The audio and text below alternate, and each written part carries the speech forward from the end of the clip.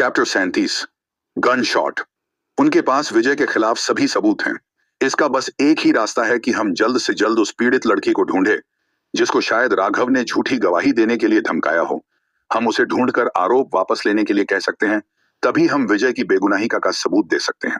प्रभास ने कहा, यह सब तो ठीक है, लेकिन हम उस लड़की को कैसे ढूंढने वाले हैं, क्योंकि हमारे पास तो उसकी कोई तस्वीर भी नहीं है। मोहन ने पूछा। हाँ, यह इतना भी आसान नहीं होगा। मेरी कोई क्रिमिनल डिपार्टमेंट में जान पहचान भी नहीं है और मेरे कॉन्टैक्ट्स को पता लगाने में टाइम लगेगा। प्रभास ने कहा, टाइम? हमारे पास टाइम नहीं है। अब जब विजय उनके हाथों में है तो वो उसे गवाही देने के लिए मजबूर करेंगे ताकि उसे तुरंत सजा दी जा सके। अगर ऐसा चलता रहा तो चीजें अच्छी नहीं लग रही हैं। मोहन ने चिंता से कहा। सबने मजबूरी में आह भरी। अचानक सोहम का फोन बजने लगा।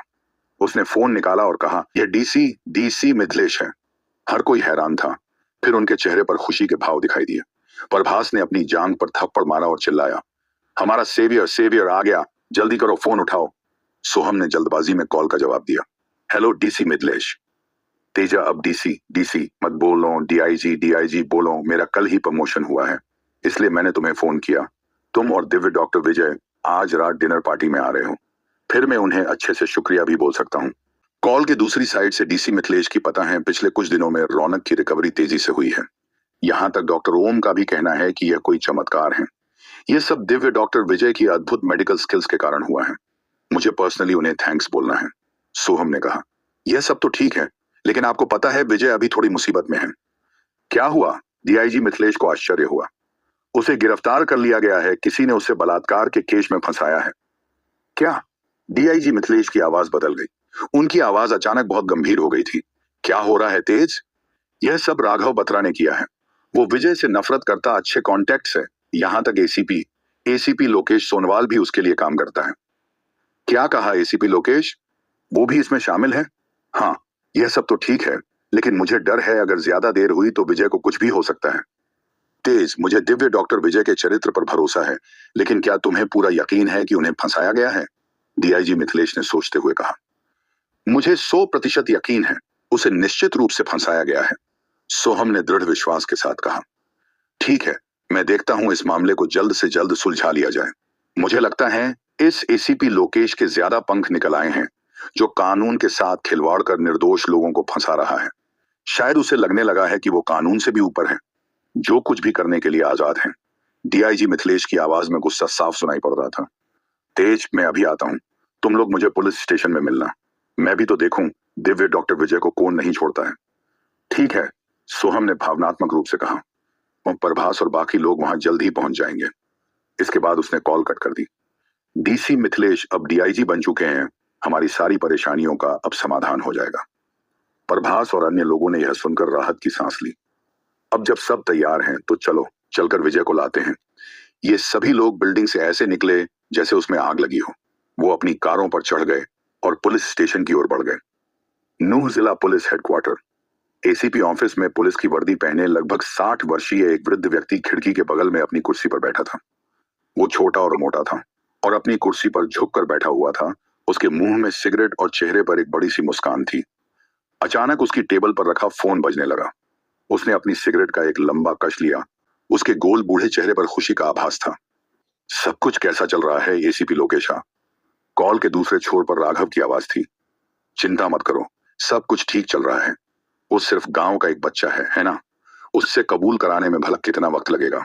एक बार जब वो ऐसा कर लेता है और सजा पारित हो जाती है तो उसका अंत हो जाएगा। एसीपी लोकेश ने मुस्कुराते हुए कहा। सुनने में अच्छा लगा, शुक्रिया एसीपी। मैं जल्द ही 50 लाख रुपए तुम्हारे अकाउंट में ट्रांसफर करा दूंगा। ठीक है, आपके साथ काम करके अच्छा लगा बॉस राघवा। 50 लाख रुपए का नाम सुनकर उसका मूड और भी ज्यादा रिलैक्स हो गया था। इसके बाद राघव ने फोन काट दिया। 50 लाख रुपए में से कुछ 1-2 लाख रुपए कमिश्नर ही सालों बाद रिटायरमेंट थी, तो उसका प्रमोशन तो नहीं होने वाला था। इसलिए उसने रिटायरमेंट से पहले कुछ अच्छा पैसे बनाने की कोशिश की, ताकि रिटायरमेंट के बाद वो आराम से जिंदगी गुजार सके। वो जोर से हंसा। फिर उसने कमिश्नर रविंद्र का नंबर डायल करने के लिए अपना फोन उठाया। इंटरोगेशन रूम सिगरेट के धुएं से भरा हुआ था। अचानक कमिश्नर का फोन बजने से सन्नाटा छा गया। कमिश्नर ने अपने मुंह से सिगरेट निकाली और फोन उठाया। वहां सब कुछ कैसा है कमिश्नर? क्या बच्चे ने जुर्म कबूल कर लिया है? दूसरे छोर से एसीपी लोकेश ने पूछा। कमिश्नर की भौहें सिकुड़ गईं। और उसने नीची आवाज में कैसी समस्या। एसीपी अचानक चिंतित हो गया। मुझे नहीं पता कि इस बच्चे को हमारे सौदे के बारे में कैसे पता चला, लेकिन वो 50 लाख रुपए के बारे में जानता। क्या? एसीपी का चेहरा पीला पड़ गया। वो अपनी सीट से उठ खड़ा हुआ। उसे कैसे पता चला? मुझे नहीं पता कि वो कैसे जानता है। हो सकता है कि उसके कान बहुत संवेदनशील हों और उसने हमारी सारी बातचीत सुनी हो। लोकेशा, तुम इतने लापरवाह कैसे हो सकते हो? एसीपी ने हताशा में बात की। चिंता मत करो एसीपी सर, इससे कुछ फर्क नहीं पड़ता, भले ही वो जानता हूं। अगर वो एक बार अपराध कबूल कर लेता है तो वो एक बलात्कारी होगा और कोई भी उस पर विश्वास नहीं करेगा। अगर वो कबूल नहीं करता है सही, तो मैं उसके सिर में गोली मार दूंगा। जल्दबाजी मत करो लोकेश। एसीपी सर, आप चिंता मत करो। मैं यह सुनिश्चित करूंगा कि कोई भी सबूत ना बचे। वो सिर्फ गांव का एक बच्चा है। अगर वो मर जाता है तो कौन परवाह करेगा? मुझे लगता है कि अगर यह मर गया तो बॉस राघव और भी ज्यादा खुश होंगे। कमिश्नर लोकेश ने विजय की ओर कोल्ड एक्सप्रेशन के साथ देखा। ठीक है, ठीक है, जितना हो सके उतना सावधान रहना। इसके बाद कमिश्नर ने कॉल कट कर दी। उसने फोन को मेज पर फेंक दिया, फिर अपना सिर झुकाकर सख्त लहजे में कहा, छोरे वक्त का कांटा खत्म हुआ है, जल्दी से बता तूने कौन सा विकल्प चुना है। इसके बाद उसने अपनी सांस रोकी, फिर कुछ बार मेज पर अपना सिर मारा, जिससे उसका चेहरा सूज गया। फिर उसने खुद के चेहरे पर कई बार घूंसे मारे। पह! उसने मुंह से खून का झाग थूक दिया। वो खड़ा हुआ और मेज पर रखी बंदूक उठाई। उसका चेहरा एक भूखे भेड़िए की तरह जंगली था। छोरे, अब यह तेरे ऊपर है कि तुझे मरना से या जिंदा रहना से। हेडक्वार्टर एसीपी ऑफिस में एसीपी ने फोन को अपनी टेबल पर रख दिया और अपने चेहरे पर एक गंभीर नजर के साथ वहां बैठ गया। घटना में आए इस मोड़ से वो असहज महसूस कर रहा था। चीजें ठीक होनी चाहिए। सिर्फ गांव का एक गरीब लड़का है, ज्यादा मुश्किल नहीं होगी। उसने खुद को कुर्सी, अचानक उसकी टेबल पर रखा रिसीवर बजने लगा। उसने रिसीवर उठाया। एसीपी सर, डीआईजी मिथिलेश यहाँ आए हैं। रिसीवर से आवाज आई। क्या? एसीपी चिल्लाया और अचानक अपनी सीट से उछल पड़ा। वो मुड़ गया और खिड़की से देखा। एक काली कार हेडक्वार्टर एंट्री गेट से अंदर आ रही थी। उसने रिसीवर को नीचे रख दिया। डीआईजी यहाँ क्यों आया है? उसका चेहरा कांप रहा था। ऑफिस से बाहर निकलने से पहले उसने अपनी यूनिफॉर्म को अच्छे से ठीक किया। तुम यहाँ आओ, जल्दी चलो और डीआईजी सर का अच्छे से स्वागत करो। वो बाहर की ओर दौड़ते हुए चिल्लाया। पूरे पुलिस हेडक्वार्टर में तुरंत हड़कंप मच गया। पुलिस अधिकारी अपने कार्यालयों से बाहर निकले और एंट्री गेट की तरफ भागते हुए एसीपी के पीछे जाने लगे। मिथिलेश जी पहले भी एक डीसी की पोस्ट पर थे, लेकिन हाल ही में डीआईजी बनने के बाद वो पूरे नूह जिले में टॉप रैंकिंग अफसर थे। इसके अलावा वो एक सच्चे और ईमानदार अफसर थे। कुछ ही देर में सभी पुलिस अधिकारी एंट्री गेट पर पहुंच गए। काली गाड़ी ठीक हेडक्वार्टर एंट्री गेट के सामने रुकी। ड्राइवर गाड़ी से बाहर निकला और जल्दी से पीछे का दरवाजा खोला। गाड़ी से ब्लैक बिजनेस सूट पहना एक अधेड़ उम्र का आदमी बाहर निकला। उसका चेहरा चौकोर था और उसकी मोटी भौहें तलवारों की तरह थीं। उसने एक डराने वाली आभा धारण कर रखी। हेलो डीआईजी सर, एसीपी ने उत्सुकता से मुस्कुराते हुए कहा। डीआईजी सर, आपका यहाँ कैसे आना हुआ? क्या आपको कुछ जरूरी काम है? डीआईजी मिथिलेश ने एसीपी की ओर देखा और उनकी भौहें और ज्यादा सिकुड़ गई और उनकी नजरें ठंडी थी, लेकिन उसने कुछ नहीं बोला और मुड़ गया। डीआईजी ने वापस अपनी गाड़ी में बैठते हुए सख्त लहजे में कहा, मैं बाद में तुमसे बात करूंगा। बेहतर होगा कि तुम मेरे साथ पुलिस स्टेशन चलो। हाँ हाँ, ओके सर। एसीपी ने अपने माथे से पसीना पोंछा, फिर अपनी पुलिस कार में बैठ स्टेशन जाने के लिए तैयार हो गया। 5 मिनट बाद हेडक्वार्टर के पास वाले पुलिस स्टेशन में अधिकारी कमिश्नर के बाहर निकलने का बेसब्री से इंतजार कर रहे थे। उन्होंने अचानक देखा कि गलियारे के अंत से लोगों का एक बड़ा समूह उनकी तरफ ही आ रहा था। इस दृश्य ने उन्हें स्तब्ध कर दिया। क्या हो रहा है? ऑफिसर प्रिया की आंखें खुली हुई थीं और उसका सुंदर चेहरा सदमे से भर गया था। ओह, ये तो एसीपी सर हैं। रुको, उनके बगल में चल रहा है वो दूसरा इंसान, कुछ परिचित लग रहा है। ओएमजी, ये तो डीसी मिथिलेश हैं। डीसी नहीं, अब वो एक डीआईजी रैंक पर पहुंच चुके हैं। लेकिन डीआईजी मिथिलेश यहाँ क्यों आए हैं? सभी पुलिस अधिकारी आश्चर्य में चिल्लाने लगे। उनमें से किसी को नहीं पता था कि क्या हो रहा है। एसीपी सर, आप, उनमें से एक ने आगे बढ़कर पूछा। वीरेन, मुझे जल्दी बताओ, कमिश्नर रविंद्र कहाँ है? क्या वो अभी भी अंदर है? एसीपी लोकेश ने जल्दबाजी में पूछा। हाँ एसीपी सर, कमिश्नर सर अभी भी अंदर है। वो बच्चा बहुत जिद्दी है। मुझे नहीं लगता कि उसने अभी तक कुछ कबूल किया है, वीरेन ने जवाब दिया। जल्दी करो, जल्दी करो। एसीपी और अधिक चिंतित हो गया। वो जल्दी से इंटेरोगेशन रूम की ओर बढ़ा। बैंग! उसी समय सभी ने इंटेरोगेशन रूम से एक तेज धमाके की आवाज सुनी। यह गोली की आवाज थी। क्या सच में कमिश्नर ने विजय को गोली मार दी थी? आखिर क्या होगा जब डीआईजी मिथिलेश कमिश्नर के सामने मौका वारदात पर पहुंचेगा? आखिर क्या होगा विजय की इस दिलचस्प कहानी का अगला पड़ाव जानने के लिए बने रहें हमारी कहानी सुपर बिजनेसमैन के साथ सिर्फ और सिर्फ अब्दुल रहीम एक्सप्लेनर यूट्यूब चैनल पर। चैप्टर 38, जल्दी से हथकड़ी खोलो। गोली की आवाज सुन एसीपी का शरीर कांप रहा था। वो धरती और आकाश को घूमते हुए महसूस कर पा रहा था और वो लगभग जमीन पर गिरने वाला था। सब खत्म हो गया, सब खत्म हो गया है। उसके दिमाग में यही एकमात्र विचार चल रहा था। जल्दी से दरवाजा खोलो। डीआईजी मिथिलेश का चेहरा पीला पड़ गया और वो बहुत घबरा गए थे। उसने दरवाजे के पास खड़े 2 पुलिस कांस्टेबल पर चिल्लाया। दोनों पुलिस कांस्टेबल घबरा गए और उन्होंने तुरंत दरवाजा खोल दिया। डीआईजी के साथ लोगों का समूह कमरे में घुस गया और उन्होंने जो देखा उससे वो दंग रह गए। उन्हें जो दृश्य सामने दिख रहा था वो उनके दिमाग में जो था वो जाओ भाई जा का नाम उसके बिल्कुल विपरीत था। इंटेरोगेशन रूम के एक कोने में एक लड़का खड़ा था। उसके कपड़े फटे हुए थे और उसकी सफेद शर्ट पर खून के धब्बे थे। उसका भाव बर्फ की तरह ठंडा था। उसके हाथ में एक बंदूक थी जो एक अधेड़ उम्र के व्यक्ति को निशाना बना रही थी, जो फर्श पर फैला हुआ था और घबराया हुआ लग रहा था। डीआईजी का जबड़ा लटक गया। उसने सोचा था कि दिव्य डॉक्टर विजय को गोली मार दी गई थी, लेकिन वो यह देखकर हैरान थे कि उनकी सोच के विपरीत सब कुछ अलग था। एसीपी लोकेश भी स्तब्ध रह गया। एक अनुभवी कमिश्नर जो अनगिनत क्रूर से क्रूर मुजरिमों के साथ निपट चुका था, वो एक लड़के के सामने घुटने टेक कर पड़ा था। सभी पुलिसकर्मी भी बहुत हैरान थे। एक पल के लिए इंटरोगेशन रूम एकदम शांत हो गया। इसके बाद कमिश्नर चिल्लाया, ऑफिसर प्रिया, वीरेन जल्दी करो, उसे गोली मार दो। उसने मेरी बंदूक छीन ली और मुझे मारने की कोशिश की। सभी पुलिस वालों ने अपनी कमर पर रखी बंदूकें लेने के लिए हाथ चलाया। कोई कुछ नहीं करेगा, डीआईजी ने तेज आवाज में चिल्लाते हुए कहा। कुछ पुलिसकर्मी हैरान रह गए और उन्होंने अपनी हरकत रोक दी। तुम लोग क्या कर रहे हो? उसे जल्दी गोली मार दो, उसके हाथ में बंदूक है। क्या तुम लोग अंधे हो? कमिश्नर रविंद्र गुस्से में चिल्लाया। हाँ हाँ, हाँ हाँ। विजय तेज तेज हंसने लगा। उसने हाथ लहराया और बंदूक को उसके माथे पर पॉइंट कर दिया। तुम लोग उसे रोक क्यों नहीं रहे हो? कमिश्नर रविंद्र इस बात से हैरान था।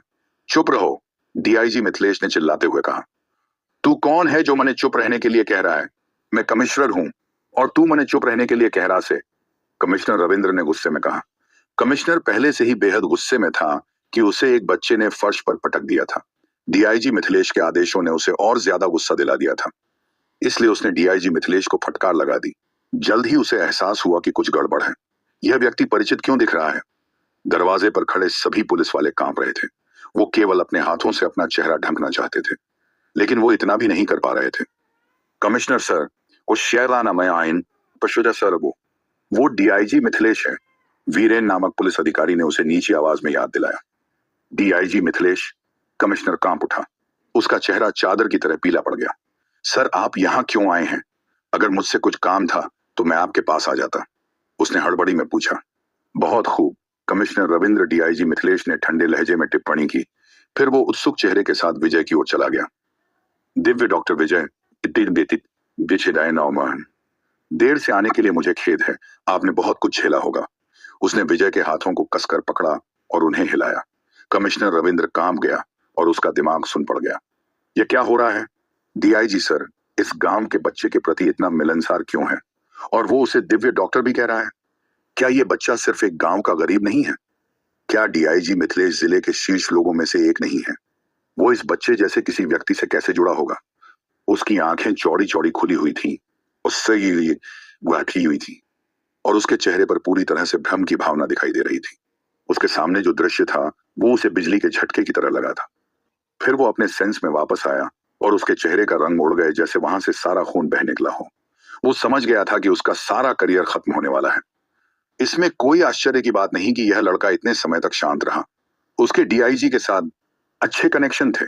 कमिश्नर को अब बहुत पछतावा हो रहा था और अपने दिल में एसीपी लोकेश और राघव बत्रा को कोसने के अलावा गाली भी दे रहा था। ऑफिसर प्रिया और बाकी पुलिस वाले दरवाजे पर मजबूती से खड़े थे। यह कैसे हो सकता है? ऑफिसर प्रिया ने अपने मुंह पर हाथ रखकर कहा। उसकी गहरी काली आंखें चौड़ी चौड़ी खुली हुई थीं। क्या यह कोई घटिया लड़का नहीं है? वो कैसे डीआईजी सर को जानता है? और डीआईजी सर उसे दिव्य डॉक्टर कहकर क्यों पुकार रहे हैं? वो किस एंगल से दिव्य डॉक्टर जैसा दिखता है? नहीं, शायद वो एक कॉन आर्टिस्ट है। कौन आर्टिस्ट है जालसाज, धोखेबाज या बेहरूपिया होता है। उसकी आंखें विजय पर टिकी हुई थीं, जैसे कि वो उसके चेहरे पर लगा मुखौटा देखना चाहती हो। DIG sir, big bro Prabhas, Vijay ने एक एक करके मुस्कुराते हुए उन्हें देखा। इस बार आपको फिर से परेशान करने के लिए माफ करना। प्रभास और बाकी सभी लोग कुछ देर पहले ही वहां पहुंचे थे। अरे तुम्हारा क्या मतलब है, हम सब भाई हैं, भला हमें क्यों परेशानी होगी। प्रभास ने आगे बढ़कर विजय के कंधे को धपधपाया। मोहन और अन्य लोग भी कमरे में घुस गए और विजय के बगल में खड़े हो गए। छोटे भाई विजय, क्या तुम ठीक हो? मोहन ने विजय की शर्ट पर लगे खून के धब्बे देख चिंता करते हुए पूछा। फिर उसने सभी पुलिस वालों को देखा। क्या पुलिस इस तरह से जांच करती है? मैं इसके बारे में एक केस दर्ज करूंगा।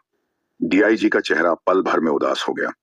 मानक संचालन प्रक्रिया के अनुसार पूछताछ के दौरान कमरे में 2 पुलिस अधिकारियों की उपस्थिति आवश्यक थी और एक सुरक्षा ऑफिसर रखा जाता था।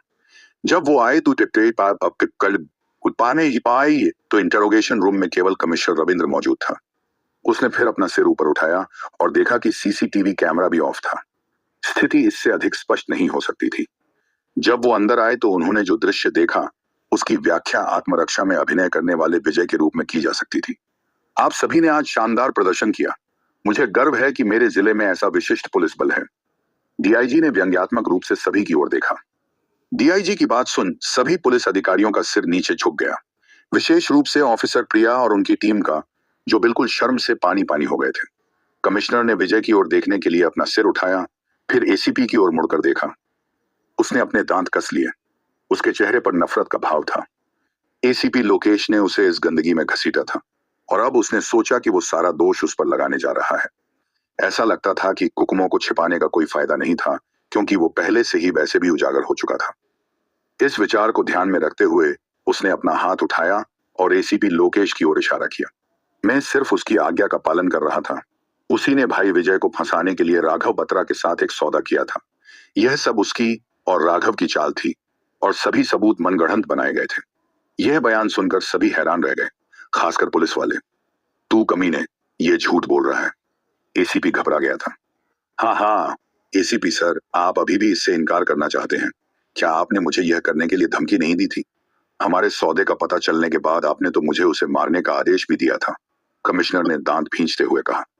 सभी लोग एक बार फिर स्तब्ध रह गए। पुलिस अधिकारी थोड़े फीके लग रहे थे। तुम्हारी बहादुरी सराहनीय है एसीपी। डीआईजी मिथिलेश गुस्से में था। उसने सोचा कि एसीपी लोकेश चुपचाप इस बात से भी आशंकित था कि दिव्य डॉक्टर विजय को मार दिया गया होगा। यदि वो अपना बचाव नहीं कर पाता तो अब तक उसकी लाश उनकी आंखों के सामने होती। एसीपी कांप उठा। उसका चेहरा बुरी तरह से पीला पड़ गया था। उसकी बकवास मत सुनो डीआईजी सर, लड़के को मारने की योजना उसी की थी। तो तुम्हारा मतलब है कि बाकी सब तुम्हारी योजना थी? डीआईजी ने ठंडे स्वर में जवाब दिया। मैं। एसीपी अपने ही शब्दों के जाल में फंस गया था। है कि तुम लोग कानून से भी ऊपर हो? कोई आगे आकर इन्हें हिरासत में लो, डीआईजी ने चिल्लाते हुए कहा। कुछ पुलिस वाले आगे बढ़े और उन दोनों को हथकड़ी लगा दी। एसीपी का शरीर लंगड़ा हो गया, जैसे कि उसकी सारी हड्डियां टूट गई हों। वो लगभग जमीन पर गिर गया और उसकी अभिव्यक्ति खाली थी। कमिश्नर अपने आप को शांत रखने में कामयाब रहा। उसको इस बात की तसल्ली थी कि उसने अपने साथ एसीपी को भी फंसा दिया था। यह कोई छोटी बात नहीं है कि किसी भी बेकसूर को बलात्कार के केस में फंसाया जाए। एसीपी, मुझे लगता है तुमने ना जाने ऐसे कितने कांड किए हैं। मैं सुनिश्चित करूंगा कि तुम्हारे सारे काले कारनामों का चिट्ठा फिर से खोल सकूं। डीआईजी उसके आगे पीछे घूम रहा था और उसका चेहरा कठोर था। तो मैं तुमसे फिर पूछता हूं, क्या यह सब राघव की प्लानिंग थी? क्या उसी ने विजय को इस केस में फंसाने की प्लानिंग की थी? हाँ, यह सब राघव की प्लानिंग थी। उसने मुझे 50 लाख रुपए का लालच देकर विजय को लंबे समय के लिए अंदर डालने को कहा था। मेरे पास सबूत भी है। मैंने उसकी अपने साथ सारी बातचीत रिकॉर्ड कर ली थी। एसीपी लोकेश ने जवाब दिया। यह राघव बहुत समय से मेरे गले का एक कांटा बना हुआ था। उसके बहुत सारे इलीगल काम हैं और उसके लिए कई गैंगस्टर भी काम करते हैं। इस बार उसे कानून के फंदे से कोई नहीं बचा सकता, डीआईजी मिथिलेश ने दृढ़ता से कहा। बात करते हुए उसने सभी पुलिस वालों पर अपनी नजर दौड़ाई। एक अधेड़ उम्र का पुलिस अधिकारी सामने आया। चिंता मत करो डीआईजी साहब, मैं राघव बत्रा को पकड़ने के लिए एक टीम लेकर जाऊंगा। हाँ, तुम्हें इस खतरे को जड़ से खत्म कर देना चाहिए, डीआईजी मिथिलेश ने कहा। हाँ साहब, अधेड़ उम्र के पुलिस अधिकारी ने सलामी दी, फिर वहां के अधिकांश पुलिस वालों के साथ जल्दबाजी में चला गया। मुझे बहुत खेद है कि आपके साथ ऐसा हुआ, दिव्य डॉक्टर विजय। चिंता मत करो, मैं इस मामले को बारीकी से देखूंगा और यह सुनिश्चित करूंगा कि यह आपकी संतुष्टि के अनुसार सुलझा लिया जाए। डीआईजी विजय की ओर बढ़े और कहा, आपकी मदद के लिए शुक्रिया डीआईजी सर। इसके अलावा प्लीज मुझे दिव्य डॉक्टर ना कहें। बस विजय ठीक है, विजय ने कहा। डीआईजी मिथिलेश मुस्कुराया। ठीक है, अब से मैं तुम्हें विजय कहकर ही बुलाऊंगा। विजय, क्या तुम ठीक हो? और यह खून? चिंता मत करो, यह मेरा खून नहीं है। वो इतना ताकतवर भी नहीं है कि मुझ पर उंगली उठा सके, विजय ने मुस्कुराते हुए कहा। जब उसने यह कहा, उसने कमिश्नर को डेविल स्माइल के साथ देखा। कमिश्नर पीला पड़ गया। उसके चेहरे पर घबराहट दिखाई दे रही थी। उसके लिए पहले के दृश्य को केवल एक दुस्वप्न के रूप में वर्णित किया जा सकता था। उसे यह लड़का मजबूत नहीं लग रहा था, लेकिन उसकी ताकत जबरदस्त थी और उसकी मार्शल आर्ट की तकनीक अविश्वसनीय थी। उसने केवल कुछ चालों से ही उसको जमीन पर गिरा दिया था। चलो अच्छा है, डीआईजी मिथिलेश ने राहत की सांस ली। उसने विजय की बाईं कलाई पर अभी भी हथकड़ी देखी और एक पुलिस वाले को इशारा किया, जल्दी से इसे आकर निकालो। क्या होगा जब राघव को पता चलेगा कि विजय अभी भी सही सलामत है? आखिर क्या होगा विजय की इस दिलचस्प कहानी में आगे जानने के लिए बने रहें। हमारी कहानी सुपर बिजनेसमैन के साथ सिर्फ और सिर्फ अब्दुल रहीम एक्सप्लेनर यूट्यूब चैनल पर।